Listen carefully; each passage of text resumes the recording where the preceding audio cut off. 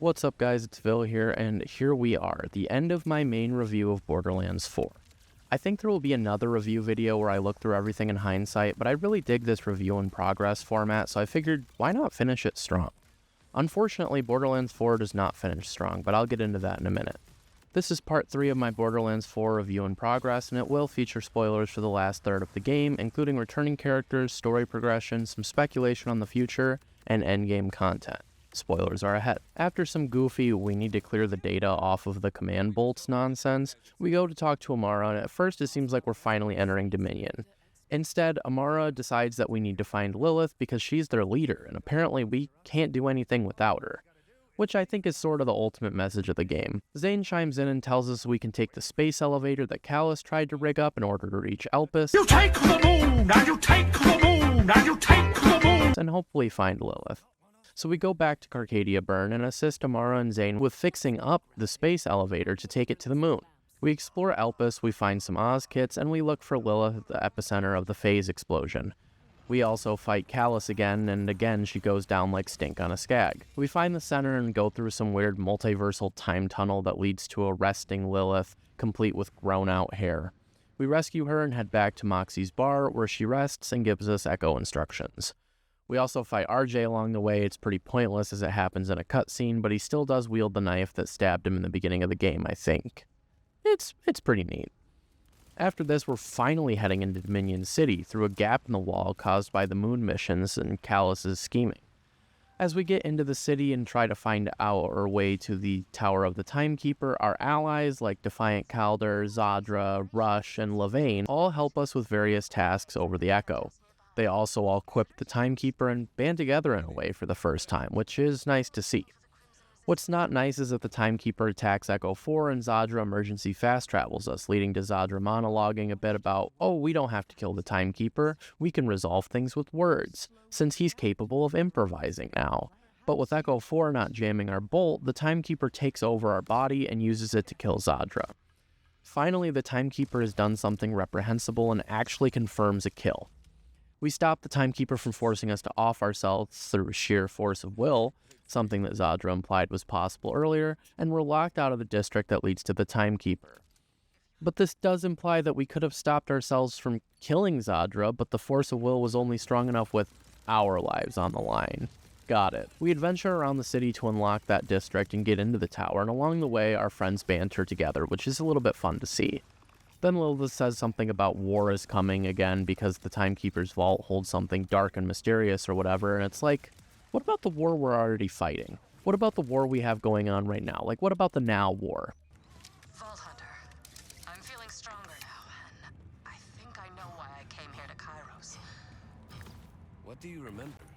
I remember so many endings, all different, never peaceful. They all run together, but there is one constant. I find myself in a shadow, and when I look up, I see a towering wave of death that crashes down no matter what choices you or I make.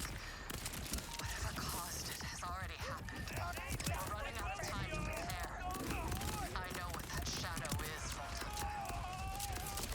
War is coming, and I know if you don't open that vault, no one in the 6 galaxies survives.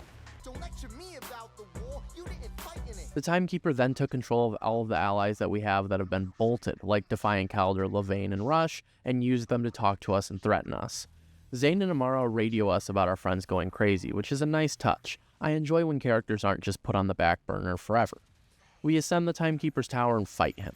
First we fight his human form because yes, he has a non-human form. Upon replaying the vaults later on, the Watcher may have been talking about him as a failed experiment, because his second form reveals him as a Vault Guardian.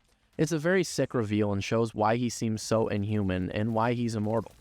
His Guardian form is sick and the fight is pretty fun. He is revealed as a prisoner of the Iridian machinations and their scheming, which makes me think that maybe this great war will be about fighting the returning Iridians, as they've been scarce since Borderlands 1, and since when we do see one, it's a big deal. But I am getting exhausted of the sequel baiting and "Great War is coming" quotes. One line of the Timekeeper sticks out to me, where he laughs and says, "Everything breaks, even a cage." which is an extension of what Zadra told us earlier. Order was his prison, and in hindsight, it made me feel slightly sympathetic towards him, but also, knowing he wasn't human and was just following orders makes me feel irked, as it's very apparent this game was just to build a bigger bad in a lot of ways. After this, the credits roll and we get to go into the vault.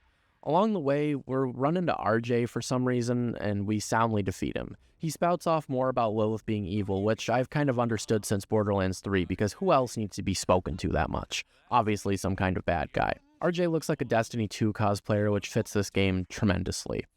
When you actually get into the vault, there's a couple of chests, but instead of a jump pack upgrade, a future version of what is obviously Lilith appears and gives us some object that's supposed to help us.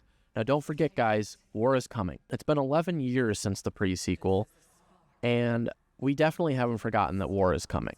Unless the next game is us playing as any living Vault Hunter from Borderlands 1 through 4, I don't see a point in this great war story, and honestly would prefer any kind of connective tissue between games.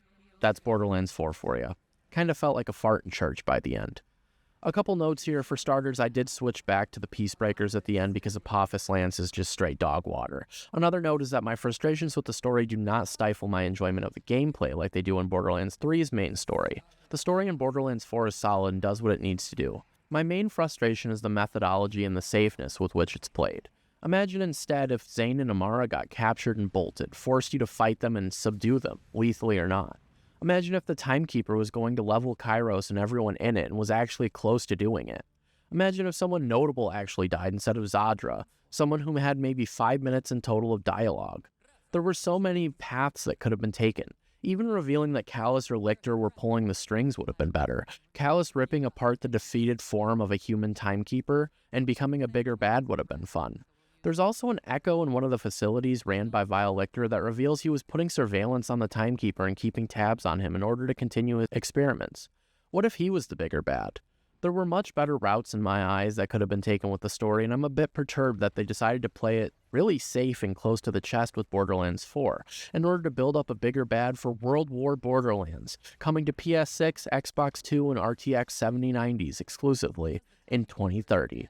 Moving on to Endgame, I see why my sub box got flooded with Endgame as an issue videos shortly after Borderlands 4 released. The endgame is essentially going through ultimate Vault Hunter ranks, which means killing some bosses on harder difficulties, doing a story mission without a dialogue skipper, and then rinsing and repeating. After that, you can farm the absurdly low drop rates for phosphine weapons if you're a completionist, finish the open world segments for nearly useless SDU upgrades, and farm bosses for god rolls for builds that are ridiculously OP in order to do what exactly? There aren't raid bosses, there aren't more missions, there are side quests if you haven't done them already, but the rewards are abysmal except for maybe 2 side quests that give legendaries. As well as that, there's a bug where if you complete every mission, the game will stop giving you world event bosses. And that's pretty much it for Endgame.